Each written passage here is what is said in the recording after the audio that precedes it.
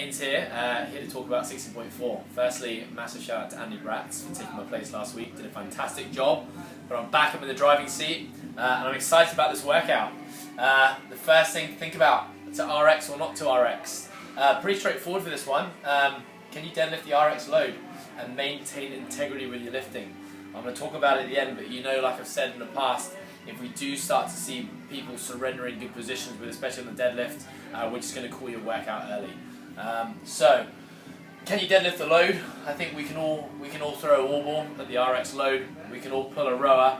With regards to the handstand push-up, that's going to come a lot later for most of us, if most of us even get there. So let's not have that be a deciding factor whether we RX or not RX. Having said that, finally a good scaled workout. I think in the last few weeks we've had some dubious movements in there, like jumping pull-ups and jumping chest to bars. We've now got a scaled weight on the deadlift. We have a wall ball, we have a row, and we have a hand release push-up, which is actually still a very challenging movement. Limitations and pacing, fairly straightforward in this one. No real surprises. Lower back endurance is going to be the biggest limiter for most of us, and that's going to come from your deadlifts. So really strategy, you've got to break these up early.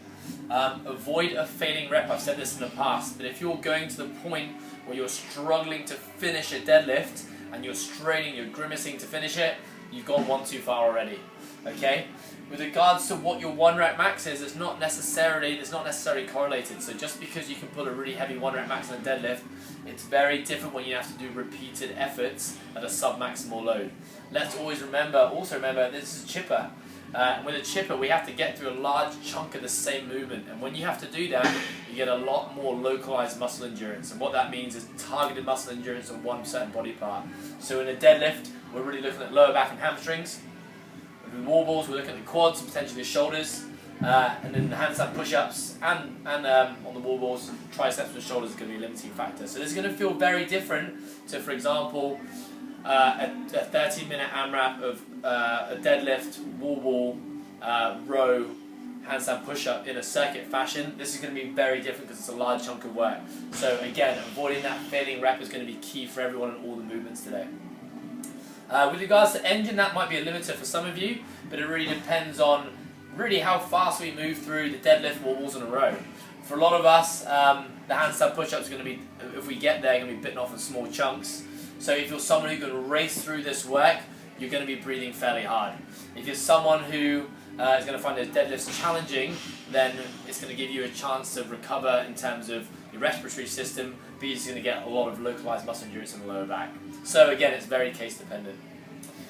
Some reminders. First one, I've had a lot of people texting me straight away about whether to wear a belt or not wear a belt. The first thing I want to ask is, do you wear a belt when you train? And if you don't wear a belt when you train and do deadlifts, now is not the time to start wearing belts.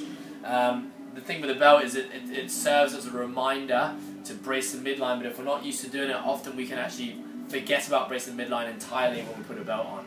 So that's going to be my take on belts. Do we wear Olympic lifting shoes?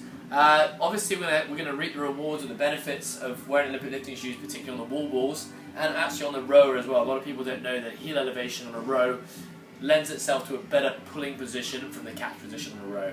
Having said that, if squat mobility is not an issue for you, perhaps you just want to wear your regular CrossFit shoes.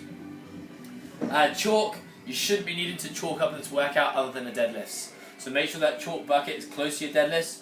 Chalk up in between your rest periods. You shouldn't be needing to chalk up for things like wall balls, rowing and handstand push-ups. If you are, you're just wasting valuable time. Handstand push-ups, I'm going to talk about this in a warm-up, but make sure you practice on your station beforehand and adjust the plates or the pads as needed. Everyone has a slightly different position in regards to how far the plates are from the wall, whether they want to use plates or pads. So don't have that be a surprise when you start the workout and realize that you want to change your positions. Do that before your heat. Get on, do a couple of handstand push-ups, then we go. Deadlifts, I've said it at the start, say it again, please do not surrender your midline. Alright, everyone who's done it today has been very good and very diligent with maintaining integrity on the deadlift, and I want to see exactly the same tomorrow. Just like in previous weeks, if we do start to see rounded backs on the deadlifts, remember we're thinking about your health. We're not trying to ruin a competition for you, we're just going to pull the pin on it. So in terms of your warm-up tomorrow, we know the format of how these Saturday sessions work. You're going to come in, I'm going to do a whiteboard session, and then we're going to run the heats. We're going to lay out the heats, so your warm-up time is really going to be down to you. Firstly, in the morning before class or this evening, you want to do some mobility work. Make sure you're opening up your squat for the wall balls, you're opening up your posterior chains, that's hamstrings and lower back for your deadlifts, and making sure we have a good overhead position. It's gonna lend itself to wall balls as well as handstand push-ups if you think you're gonna get there. When you get in, we've gone through the whiteboard session, we've laid out the heats. I would say 15 minutes before your heat is when you really need to start prepping. 5 to 10 minutes of general warm-up. We want to elevate heart rate and respiration, body temperature.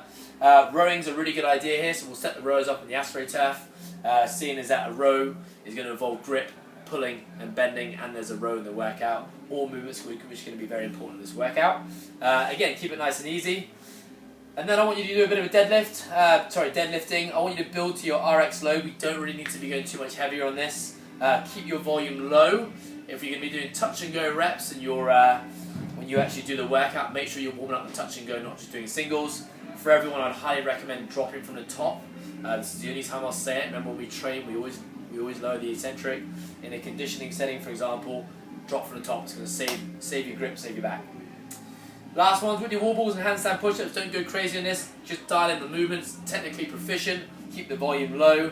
And yeah, that's really about it for this one, guys. Good luck to everyone, and I look forward to seeing you all kick ass tomorrow.